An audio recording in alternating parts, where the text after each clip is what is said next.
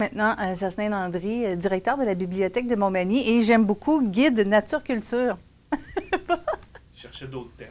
Bonjour, Marielle. Ça va bien, Jasmin? Oui, ça va bien. C'est un bel été là, pour la Bibliothèque de Montmagny avec l'année Riopelle, entre autres. L'exposition qui se poursuit. Jusqu'à maintenant, il y a une belle affluence, je crois.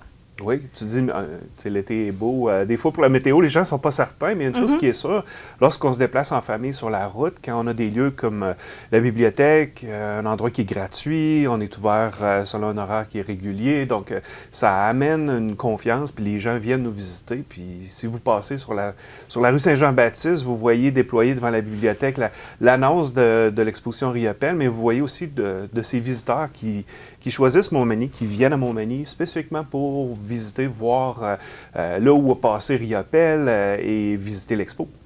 Oui, parce qu'effectivement, dans la ville, il y a aussi un parcours qui a été ajouté par la municipalité. Exact. Et les activités, vous en avez proposé plusieurs. Il y a eu des conférences avec des auteurs, entre autres, des gens qui ont connu Riopelle tout au long de l'été. Là aussi, les gens ont été au rendez-vous. Vraiment, des salles combles. Donc, nous avions, il n'y a pas si longtemps, Monique Winman, qui était une contemporaine de l'époque de Riopelle comme critique d'art, qui a attiré les foules. Puis, bientôt, le 7 septembre, Huguette Vachon, donc sa conjointe, qui nous accompagne dans tous nos plans relatifs à Riopelle. Là. Elle est un peu la gardienne de sa mémoire sur le territoire de Montmagny-les-Îles. Puis, on est chanceux de la voir. Elle vient nous visiter le 7 à la bibliothèque.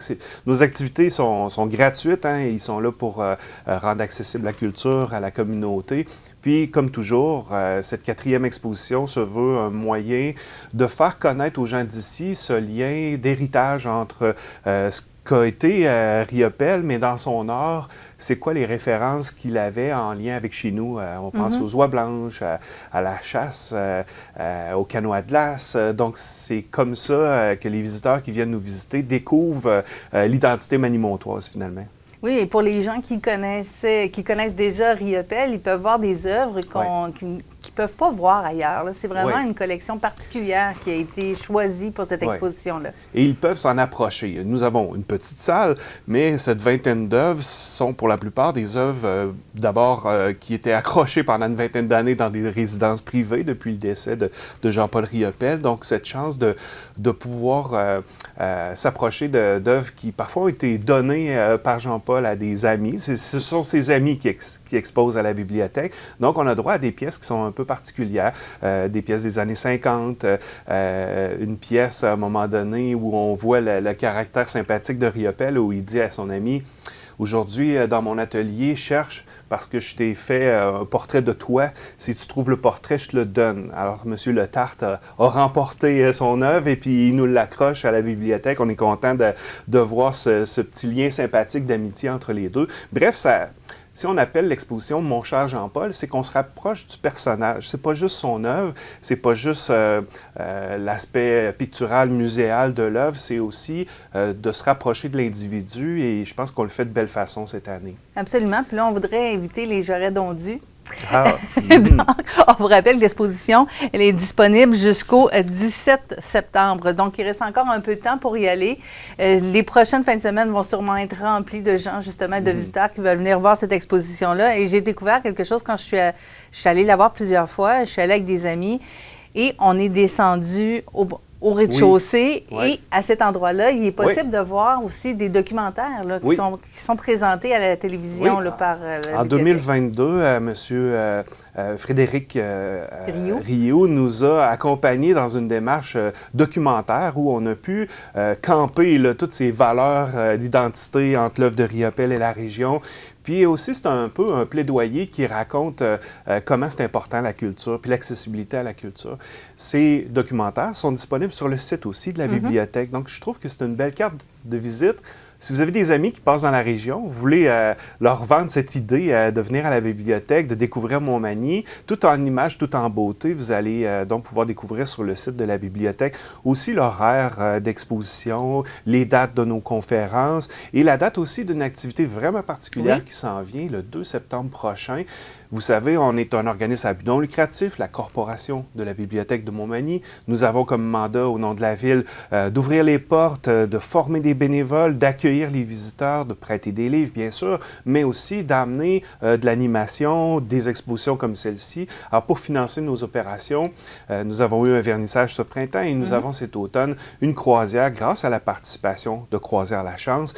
Nous allons partir sur le fleuve à 17h30 en bateau à l'heure du coucher de soleil pour découvrir l'archipel, voyager dans le sillage de Riopelle, donc de nommer toutes ces références au territoire qui sont bien à nous. Il y a 21 îles chez nous et dans les îles, il y a l'atelier de travail de Jean-Paul Riopelle et il y a sa maison où il est décédé, où il a fermé ses yeux, qui est aujourd'hui la belle maison du Guet de Vachon. Qu'on voit dans les documentaires aussi. Oui, mais là, vous allez pouvoir la voir d'une autre perspective. Oui, donc de vraiment vivre le fleuve, d'être sur l'eau, puis de découvrir ces grands paysages à perte de vue qui sont sauvages. La région ici, de par les difficultés à se rendre parce que la navigation n'est pas simple, grâce à l'expertise des La Chance, on peut aller dans des petits canaux, des sentiers, si on peut dire, qui sont vraiment magnifiques. En fait, c'est une croisière qui nous sort des traversées traditionnelles qui nous amènent soit à Gros-Île ou à l'île aux Grues. Là, on va aller dans notre arrière-cour et découvrir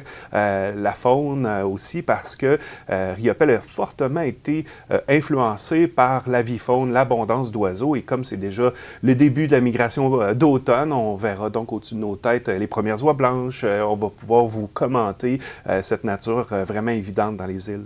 Et Jocelyne Landry, pour ceux qui ne te connaissent pas encore, bien justement, tu as fait, tu as été guide pour les oiseaux un peu partout et pour la nature. Donc, c'est vraiment un double emploi qui va être fort utile pour les gens parce que tu vas être sur le bateau avec eux. Exact. Il y a des liens à faire.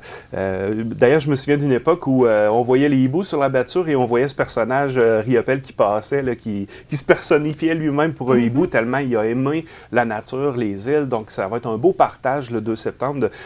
Si vous êtes de la région, attendez-vous à vivre un dépaysement. Si vous n'êtes jamais allé faire une tournée des îles, c'est vraiment une belle façon de s'y prendre. C'est à 17h30. On se procure les billets via Croisière La Chance ou en passant par le site de la bibliothèque. Vous allez trouver le chemin qui vous amène jusqu'à Croisière AML pour faire l'achat de vos billets. Vous pouvez prendre un petit repas en ajout là, si ça vous tente. Et puis, c'est ça, on vous attend.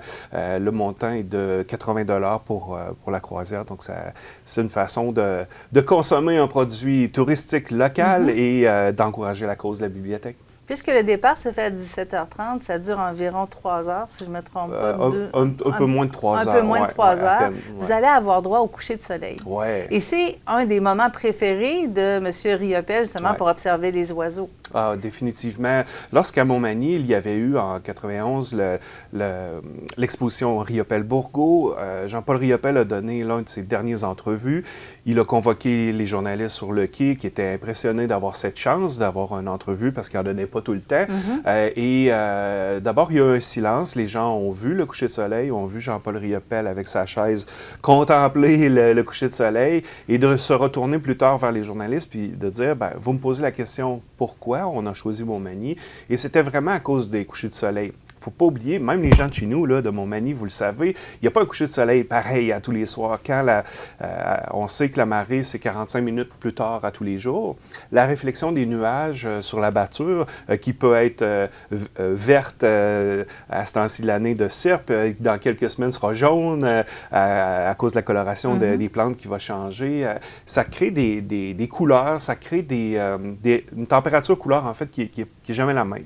Donc, des fois, c'est des soirées rouge, jaune, orange, et puis il y a tous ces dégradés de couleurs qui, dans quelques instants, peuvent tourner vers le vert. Donc, il faut vraiment prendre le temps de regarder, d'apprécier, puis c'est ce que vous propose aussi la croisière.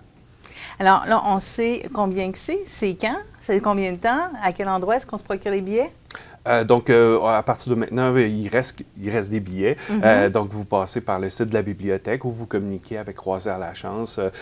Donc, 259-2140 dans le 418, c'est la façon de se procurer les billets avec Croisière La Chance pour la croisière. Pas plus compliqué que ça. Une belle façon de bien compléter l'été aussi en beauté. Oui, justement, parce que c'est le plus beau de l'été qui s'en vient, en fait.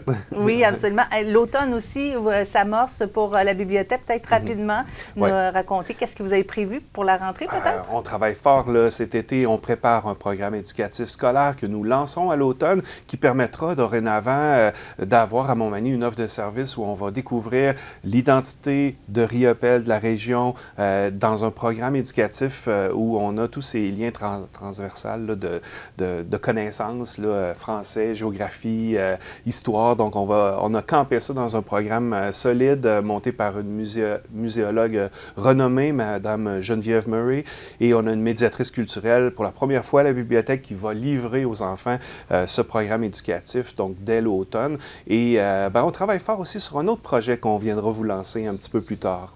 C'est ça qu'on va se revoir bientôt. On va parler de tout ça. Et aujourd'hui, je vous dirais que c'est l'émission Un esprit sain dans un corps sain. On vient de parler de culture avec Jocelyne Landry. Merci, Jocelyne, d'être passée.